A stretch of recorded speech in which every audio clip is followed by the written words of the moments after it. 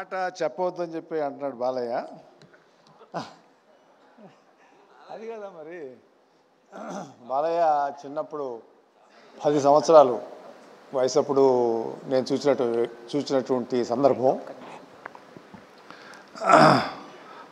10 సంవత్సరాల క్రిందట ఒకసారి గుర్తుకు తెచ్చుకుంటే అప్పుడు నిక్కర్లు వేసుకుని ఉండేవారు.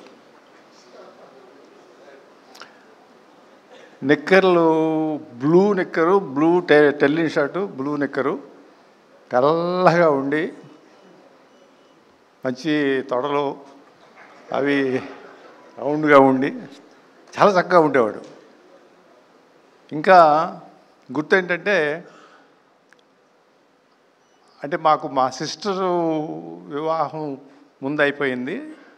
అప్పటి నుంచి నేను ఆ ఇంట్లో వస్తూ పోతూ ఉన్నటువంటి సందర్భం. తర్వాత 79లో మా వివాహం అయింది.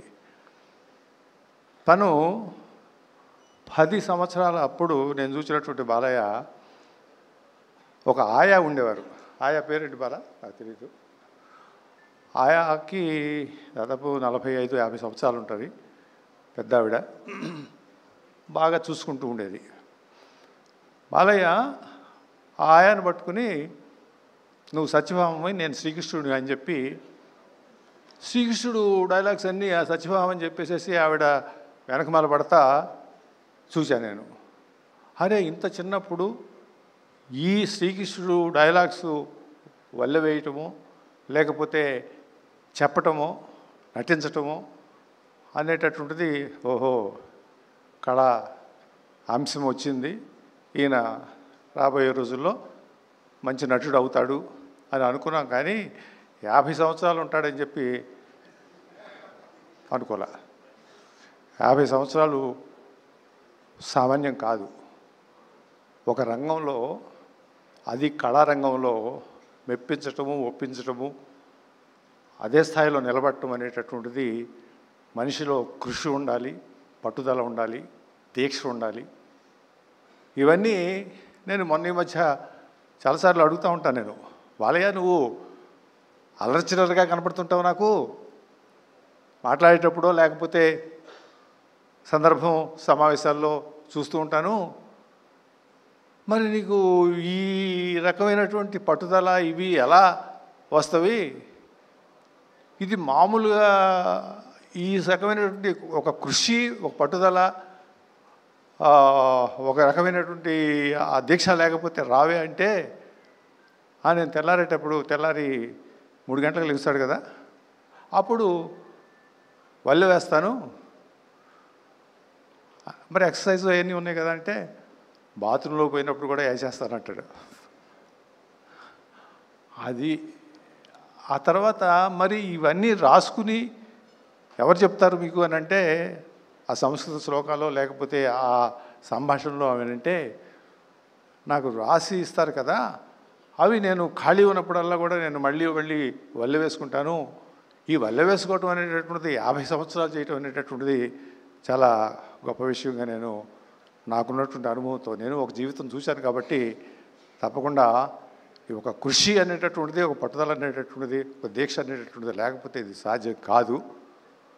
చాలామంది చెప్తారు కదా సినిమాల గురించి, ఏది నరసింహనాయుడు లేకపోతే ఈ మధ్య వచ్చినటువంటి అఖండ, మిగతావి లెజెండో ఏదో చెప్తూ ఉంటారు. నాకు నచ్చినటువంటి చిత్రం గౌతమిపుత్ర శాతకర్ణ. నేను కొంచెం హిస్టరీ బ్యాక్గ్రౌండ్ నాకు ఇంట్రెస్ట్ కాబట్టి, అదే కాకుండా ఆ రకంగా గౌతమిపుత్ర శాతకర్ణ అనేటటువంటి ఒక క్యారెక్టర్ చేయటం అనేటటువంటిది అంత ఈజీ అనేటువంటిది కాదు.